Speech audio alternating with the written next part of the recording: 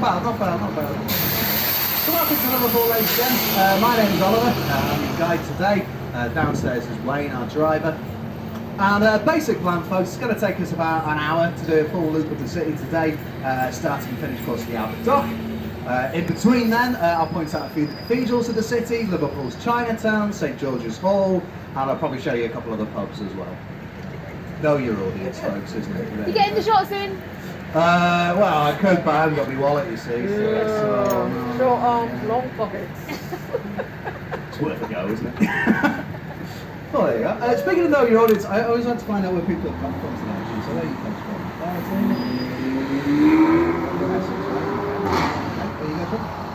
Edinburgh, the Scots are in. I'm usually ruining your August, flyering you all day with the fridge. So I bet that was nice not to have to deal with that for us. No flyers. There was stuff going on, wasn't there, but you weren't being held for it. Do you want to see my improvised musical about Game of Thrones? Or it's just more So welcome guys from Edinburgh. Where you guys from? Bournemouth, right at work. Where you from, you guys? Oh, Kemble. You guys? Right? London town. Oh, right, really? It's hard.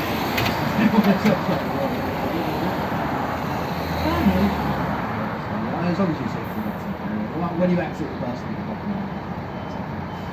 Anywhere else, ladies and gents? Well, Glasgow's in, so more Scots. Hands up who we're Scottish, by the way. How many of the Scots are in today? Respect for that. We've got to feed the Irish in, please. Any Welsh? So that's me, so that's the complete set. Anywhere else, ladies and gents?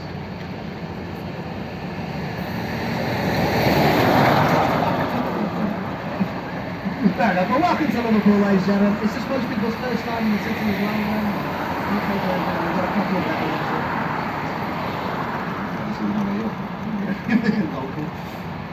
So, what I'll start with, ladies and gentlemen, is of course the Albert Dock over there to the site. This lovely collection of records was opened back in 1846 by Prince Albert Victoria. And of course, he's put his name all over the buildings. They must have been fairly important structures. They were Britain's, maybe the world's first completely fireproof warehouse. So there is no wood in the design of the Albert Dock. It is just metal and stonework and concrete. Again, during that era, that was incredibly rare. The era, by the way, was the height of the British Empire, when about 45% of the world's trade was coming in and out of the city of Liverpool. Two major reasons for this. One, the River Mersey itself. It's a tidal river, so it's much deeper than most rivers, and then you can get the merchant vessels in and out of the city. The other one, of course, is when they discovered America, we were the closest dock. Sometimes it was just about distance. So, 45% of the world's trade coming in and out of Liverpool. This brought an awful lot of wealth to the city. We were the second city in the country for a time, that was Birmingham these days. And it's ultimately why we have all the lovely buildings that we get to show off to. But of course, and even today, ladies and gentlemen, Liverpool is a bit of a cultural melting pot. We do have influences from as far away as China, as close in as Wales and Ireland, and also so many Norwegian, Scandinavian and Swedish sailors came to Liverpool, we had to build them their own church, which is this lovely red brick building that's coming up here on the right hand side. Can you see it here? This is the Gustav Adolf Church. And yeah, this was built specifically for the Norwegian community.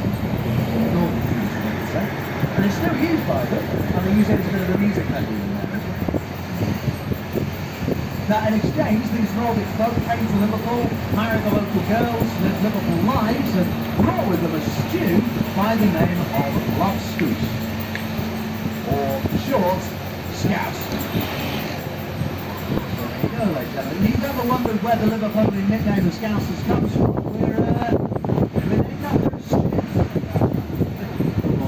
Yeah, I mean, it's a nice stew, to be fair. We're finally getting to the time of year when it's worth having a bottle of Scouse. It's warmed up before. So get that from pretty much anywhere in the city you want. If you're vegetarian, you're having a white Scouse. Veggie Scouse, white Scouse. And if you try your Scouse, you like it, and you want to try and make it at home. That's fairly simple too. All you need to make a proper, authentic Liverpudlian Scouse is everything that was left over from last night's scouse plus extra potatoes. One of those. Now this area of the city, ladies and gentlemen, is known as the Baltic Triangle. Originally it was mostly warehouses for timber, but over the past 5 years or so it's been converted into Liverpool's Shoreditch or Camden Town for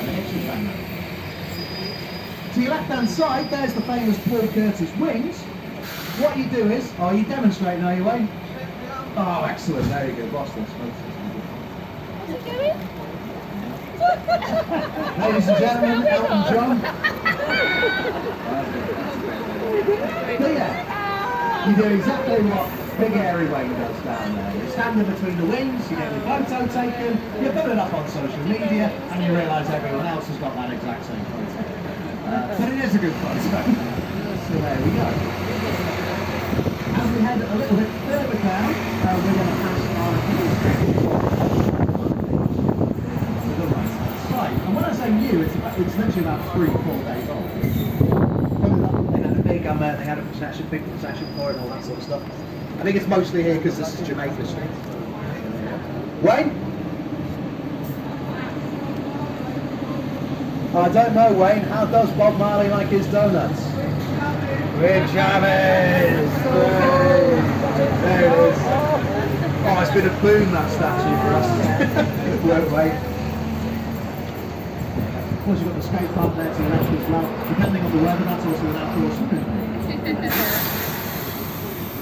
And then we've got the centre of the Baltic Triangle, which is these collection buildings over here. Now, originally, all of this was an actual brewery. Kane's Brewery was established in 1850 by a... That was a mild response. That's not going to fail in comparison. Not a lot more of that, but it's nice. The point is though, this building has been preserved as reused. Today it's filled with hotels, bars, retail, what it's supposed to do. That's what it looks like, isn't it? I'm not too sure. But the front of the building is lovely. It's nice Gothic styles, the archways, and then you get this nice live over the back here as well. Which are cultural. What style? The wedding house is what remains of all the rich merchant homes that used to be along the campsite of the road. Again, this is during the height of the British Empire. The merchants in Liverpool were very rich and they could build pretty much wherever they wanted. Some of them chose this area because it gave them an unobstructed view across the Mersey and out to the Irish Sea. So they were the first in the city. Now, as you can tell, none of those fancy merchant homes aren't there anymore. They were redecorated by the look black.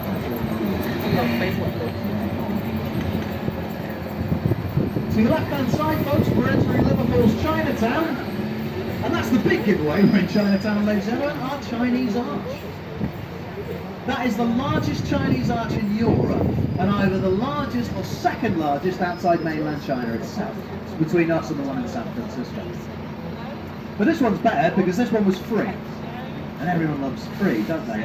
It was a gift to Liverpool by the mayor of Shanghai in the year 2000. Liverpool and Shanghai, twin cities, of course. The archway was first built in Shanghai and then split up into about 5 or 6 individual pieces. And then they sent it to Liverpool by ship and had their own workmen put it back together in the exact way the Chinese tradition demands. And because the archway was gifted to Liverpool in the millennium, the Chinese year of the dragon, can you see all the golden dragons that are along the archway there? Yeah. There's about 200 of those dragons in total, some of which are pregnant. And apparently a pregnant dragon is a good luck symbol in Chinese culture. Maybe not for the lady dragon, is what I've always thought that. Oh, and the 3 symbols over the top, they directly translate to mind your head. Chinese city, that's what they say, ladies and gentlemen, the Chinese city. Which is an apt title. Liverpool has the oldest Chinese community in Europe. Just like the Norwegian sailors, a lot of Chinese sailors who work in the Blue Tunnel line between here, Shanghai and Hong Kong ended up settling in the city towards the docks. But during the Second World War, the community was moved up here to make way for more. So as you can see, the Chinese have been here ever since. The street maps, a lovely Chinese photos, and the street names, English, Mandarin. there on the left as well, if you want to see that.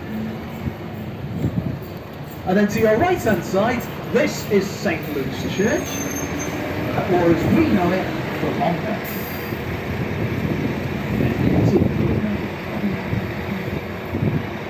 So, during the May Blitz of 1941, an incendiary bomb went straight for the roof of the building, blew out the windows, but there's a 1,000,000 to 1 chance the outside structure remained completely intact.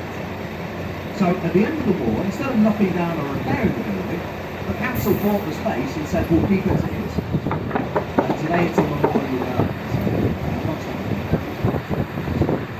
So, as I say, it's a memorial gardens. Over the years, that's come to encapsulate the loss of life in warfare in general.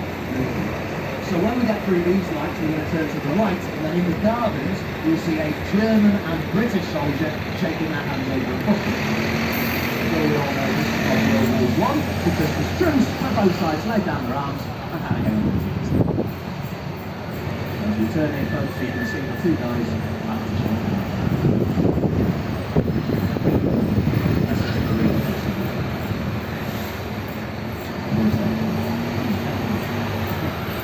There you go. Combat Church is also used for live music, live piano production, relay and side festivals. And speaking of, when the pubs reopened that we weren't allowed inside, we put as many benches in there as physically possible. And yeah, if the sun comes out, that's a lovely place to have this one.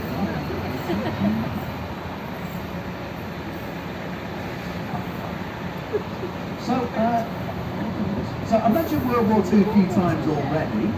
We were a major target of the Luftwaffe's bombing runs during the Second World War, primarily for the dockland areas. Of course, we had shipyards building military vessels, docks for submarines and other ships. And then, of course, when the country was blockaded,